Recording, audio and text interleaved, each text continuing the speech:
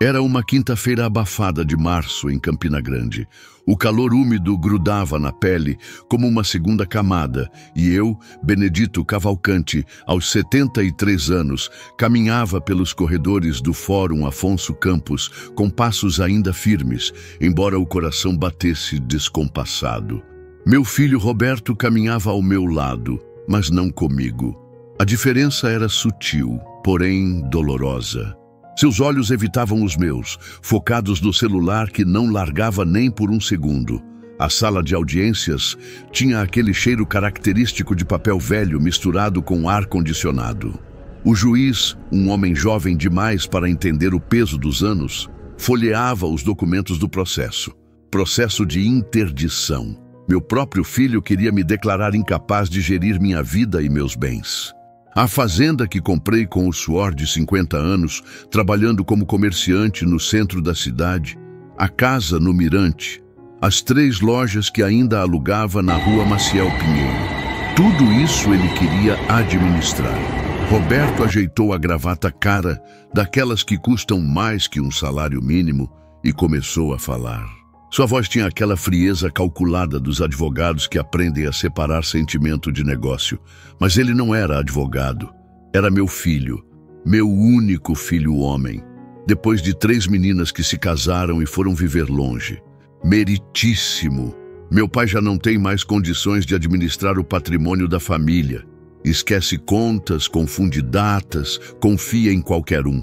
Cada palavra era uma facada. Eu olhava para ele tentando encontrar algum resquício do menino que eu levava para pescar no açude velho aos domingos. Foi então que ele disse. Virou-se para o juiz, ignorando completamente minha presença, como se eu fosse um móvel velho encostado no canto da sala, e soltou com uma naturalidade assustadora. Os velhos só atrapalham, meritíssimo. É preciso que alguém com vigor tome as rédeas antes que seja tarde demais.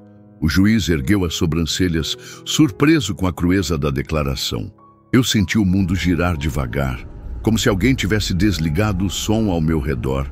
Os velhos só atrapalham. 5 décadas criando, educando, pagando escola particular, faculdade em João Pessoa, apartamento quando casou. Os velhos só atrapalham. Não disse uma palavra. O juiz marcou nova audiência para dali a 30 dias, tempo para eu apresentar defesa.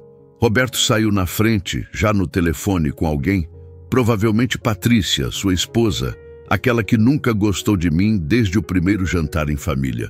Eu fiquei sentado mais alguns minutos naquela cadeira dura, olhando para as paredes amareladas do fórum. Um funcionário veio me perguntar se estava tudo bem. Respondi que sim, mas era mentira. O táxi que me levou para casa parecia navegar em câmera lenta pelas ruas de Campina Grande.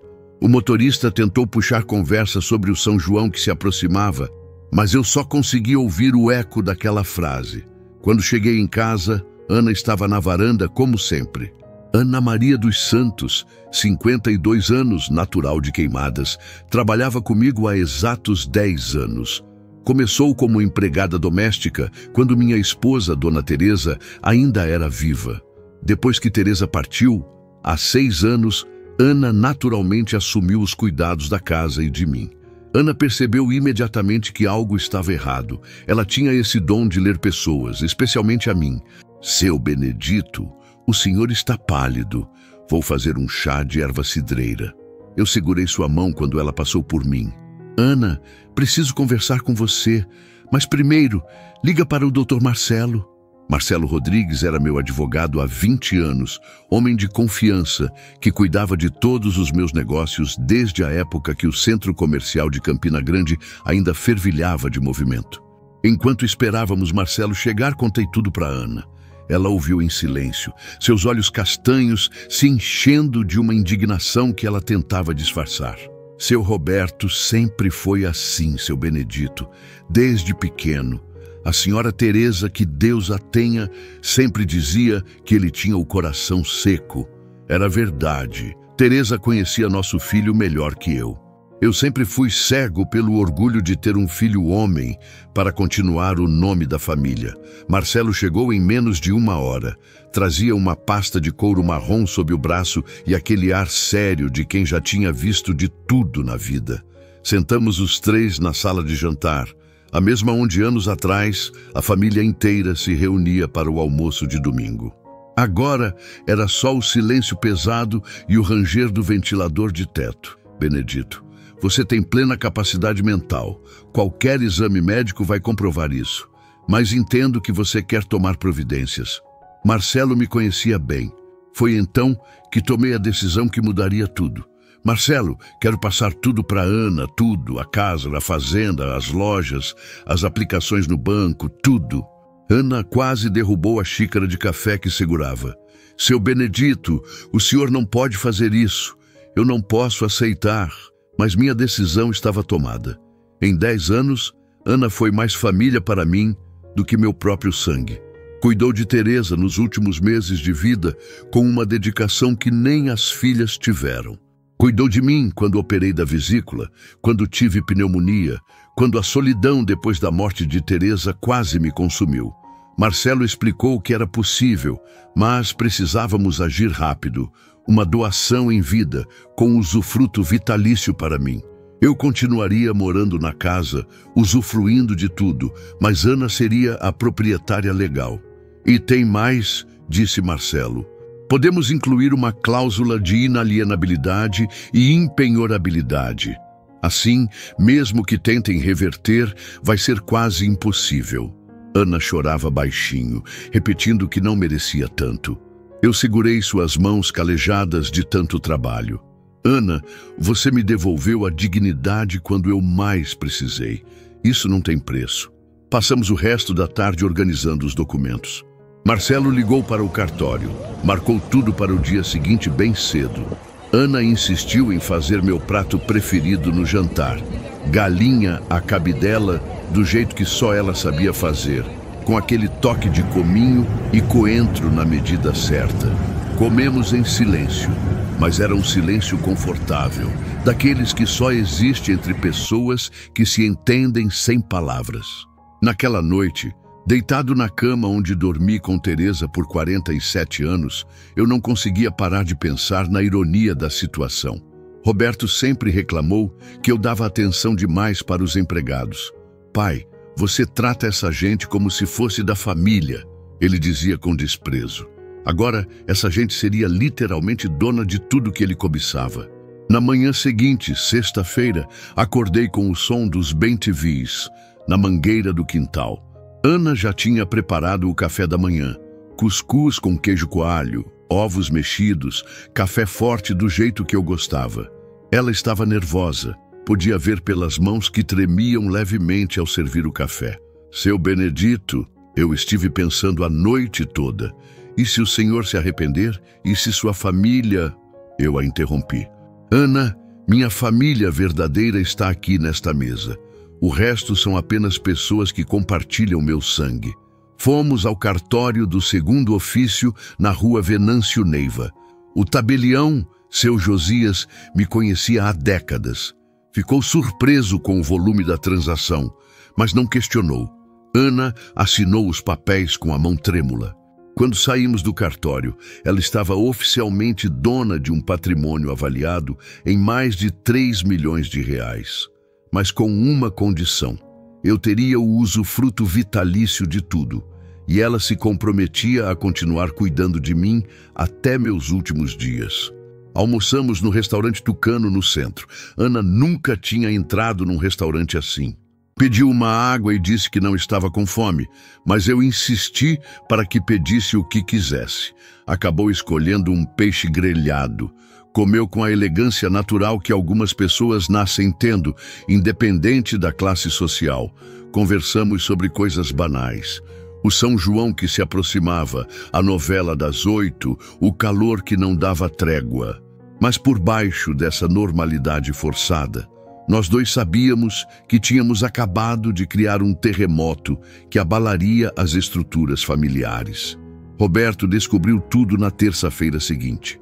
Apareceu em casa às 2 da tarde. batendo na porta com força desnecessária. Ana foi atender e ele entrou como um furacão. "Onde está meu pai?" gritou, vermelho de raiva. Eu estava na varanda lendo o jornal. Levantei calmamente quando ele se aproximou. "Pai, o que o senhor fez?" "O cartório me ligou sobre umas certidões que solicitei. Está tudo no nome dessa empregada."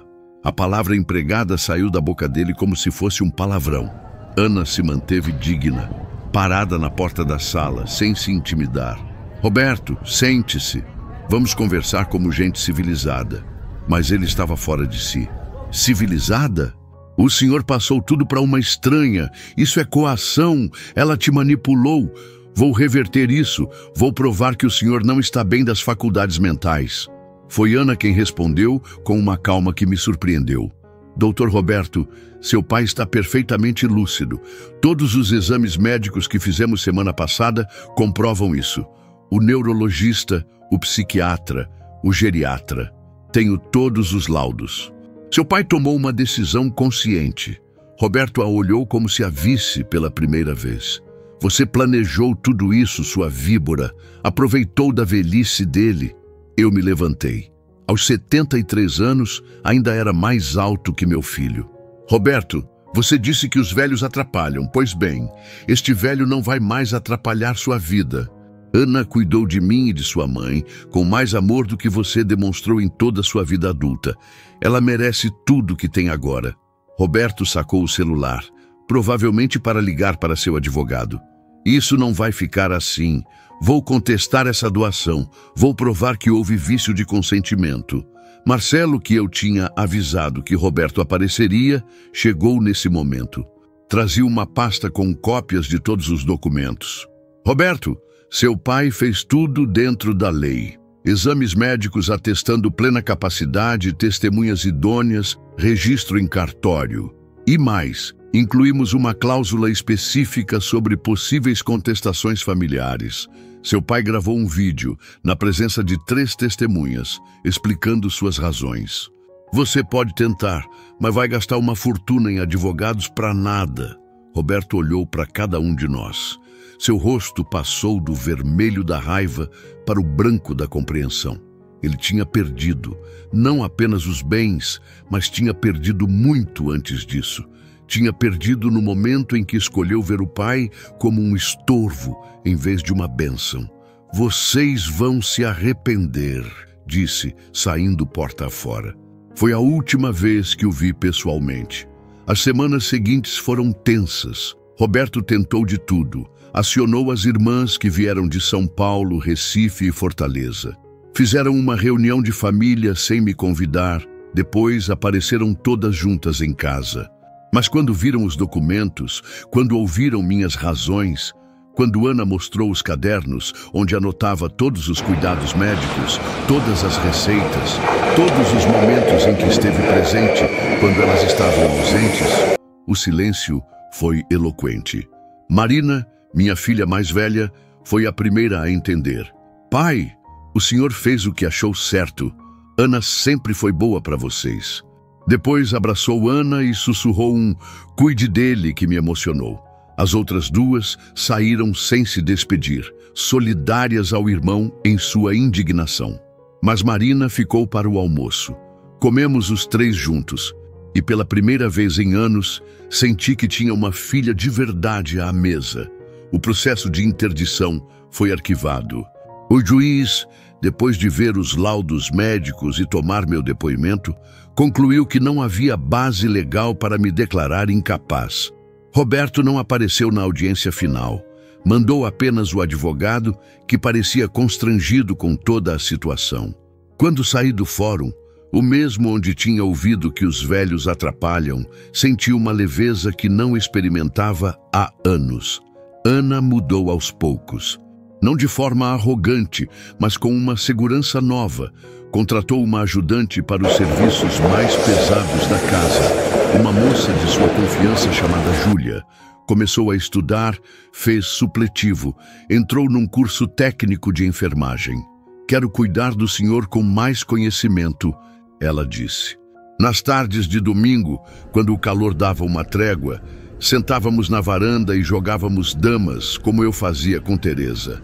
A fazenda, que Roberto tanto queria, Ana transformou em algo produtivo novamente. Contratou um administrador competente, plantou palma para o gado, instalou um sistema de irrigação. As lojas no centro ela manteve alugadas, mas agora com contratos novos, mais justos. O dinheiro que entrava, ela investia com sabedoria, sempre me consultando, sempre transparente em cada decisão. Um dia, uns 6 meses depois de tudo, Roberto mandou a filha adolescente, minha neta Isabela, com um recado. Ana a recebeu com carinho. Fez o bolo de milho que a menina adorava desde criança. Isabela estava constrangida, claramente cumprindo uma missão que não queria. Vô, papai mandou perguntar se o senhor não reconsidera. Disse que aprendeu a lição. Segurei a mão da minha neta. Minha querida, diga a seu pai que o perdoo, mas que as decisões tomadas são irreversíveis. E diga também que você sempre será bem-vinda nesta casa. Isabela passou a vir regularmente, primeiro escondida do pai, depois abertamente desafiando a proibição dele. Ana a tratava como a neta que nunca teve. Ensinava receitas, ouvia suas histórias de adolescente, dava conselhos sobre meninos. Eu observava as duas e pensava como a vida tem formas curiosas de reorganizar as famílias. Certa tarde de dezembro, quando o calor de Campina Grande dava uma trégua e o vento do final de tarde balançava as folhas da mangueira, Ana me trouxe uma novidade. Tinha sido aprovada no vestibular para enfermagem na Universidade Federal de Campina Grande. Aos 53 anos, realizaria o sonho que a pobreza tinha negado na juventude. Mas não se preocupe, seu Benedito, vou estudar à noite. Durante o dia, continuo cuidando do Senhor. Eu a abracei, emocionado. Ana, você não precisa mais cuidar de mim por obrigação. Ela sorriu. Não é obrigação, seu Benedito. É gratidão e amor. Roberto tentou uma última cartada. Apareceu no meu aniversário de 74 anos com Patrícia e um bolo. Ana os recebeu com polidez, serviu café, manteve a dignidade que sempre teve. Roberto estava diferente, mais magro, cabelos grisalhos, prematuros. O escritório de advocacia que tinha montado com meu dinheiro anos atrás não ia bem. Patrícia estava visivelmente desconfortável. Quando Ana saiu para buscar mais café, Roberto se aproximou. Pai, eu errei. Errei muito.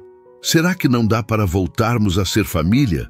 Olhei para meu filho e vi não o homem ganancioso que tentou me interditar, mas o menino que eu não soube educar para valorizar o que realmente importa. Roberto, nós sempre seremos família. Mas família não é sobre dinheiro ou propriedades, é sobre presença, cuidado, respeito. Ana me ensinou isso. Ele baixou a cabeça. E quanto aos bens? Fui honesto.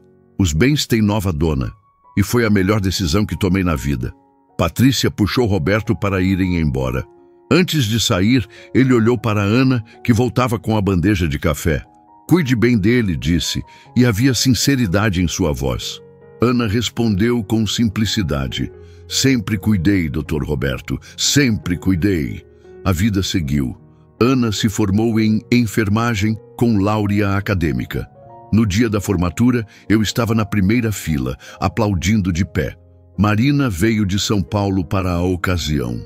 Até Isabela estava lá, já universitária, estudando medicina. A família que se formou ao redor daquela mesa de jantar era diferente da que o sangue tinha me dado, mas era genuína em seu afeto. 2 anos depois, numa manhã de junho, durante o São João de Campina Grande, acordei me sentindo fraco. Ana, agora enfermeira formada, percebeu os sinais antes de eu dizer qualquer coisa. Vamos para o hospital, seu Benedito. Tive um pequeno infarto. Nada grave, mas o suficiente para um susto. Roberto apareceu no hospital, genuinamente preocupado.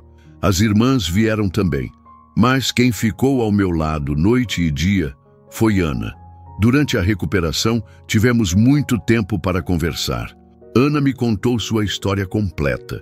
O pai que morreu cedo, a mãe que criou 7 filhos sozinha, os sacrifícios para sobreviver. Como teve que abandonar a escola para trabalhar, como perdeu o noivo num acidente de moto, como decidiu que cuidar dos outros seria sua missão de vida.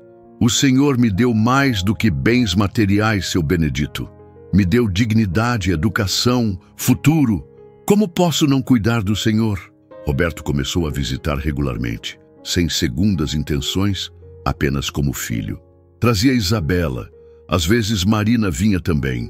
Ana recebia todos com a mesma graciosidade, preparava os pratos que cada um gostava, criava um ambiente de lar que tinha se perdido há muito tempo. Aos poucos, Roberto e Ana desenvolveram um respeito mútuo. Ele reconheceu nela a dedicação que ele não teve. Ela viu nele o filho ferido que precisava de perdão. Numa tarde de domingo, estávamos todos reunidos para o almoço. Roberto, Patrícia, Isabela, Marina com o marido e filhos, até as outras duas irmãs apareceram. Ana tinha preparado um verdadeiro banquete. Galinha à cabidela, bode guisado, baião de 2, toda a culinária nordestina em sua glória. Roberto levantou o copo de suco de caju.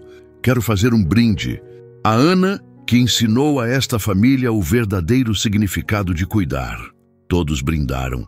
Ana chorou discretamente. Depois do almoço, enquanto todos conversavam na varanda, Roberto me puxou de lado. Pai, eu entendo agora.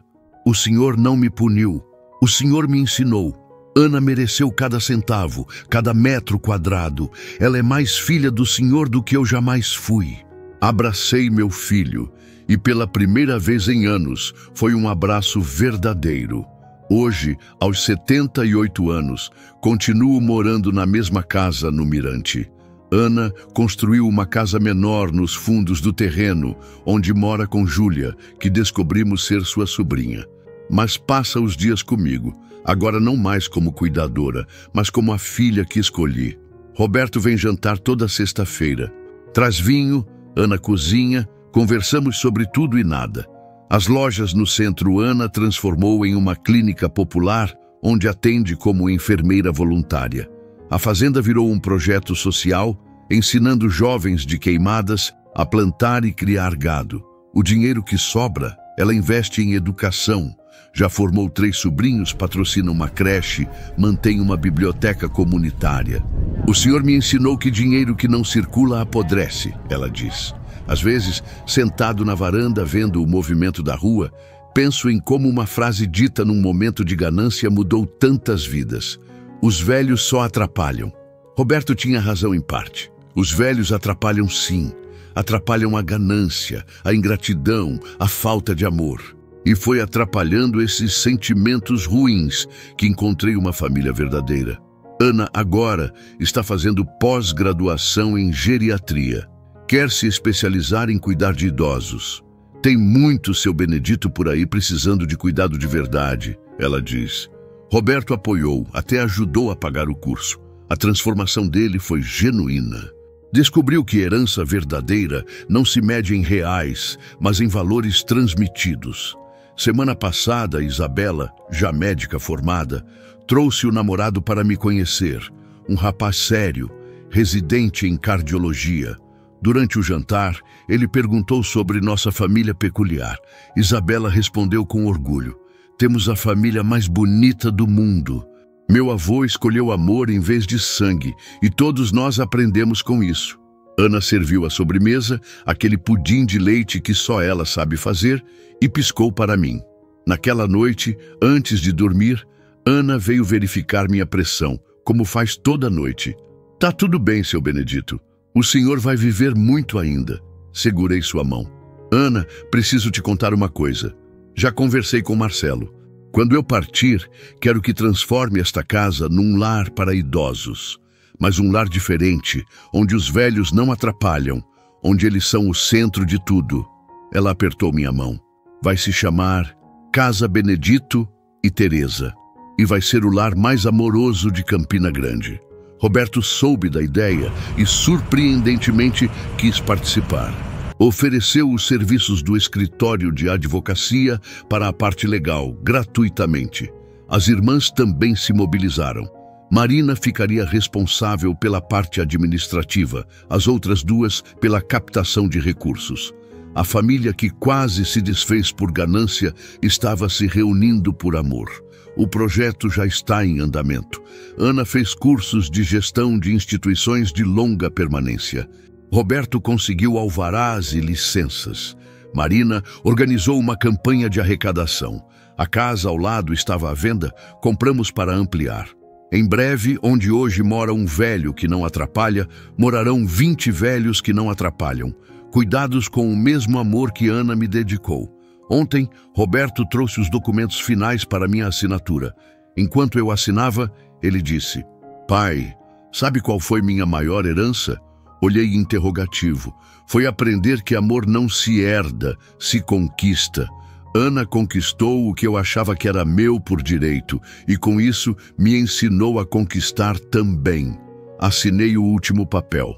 A Casa Benedito e Teresa estava oficialmente criada. Ana entrou na sala trazendo café. Serviu primeiro Roberto, depois a mim. Sentou-se conosco. 3 pessoas que o destino juntou de forma improvável. Um pai que descobriu uma filha no cuidado de uma estranha. Um filho que aprendeu a lição mais dura sobre família. E uma mulher simples que, com sua dedicação, reescreveu a história de todos nós.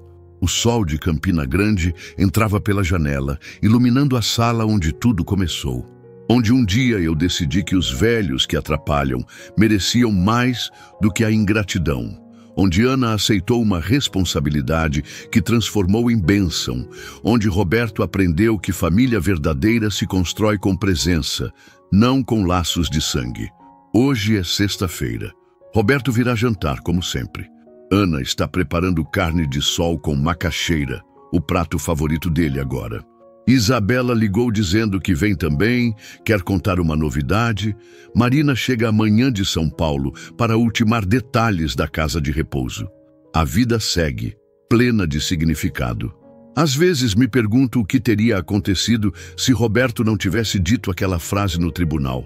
Provavelmente eu teria perdido tudo para alguém que via em mim apenas um cofre ambulante. Mas ele disse.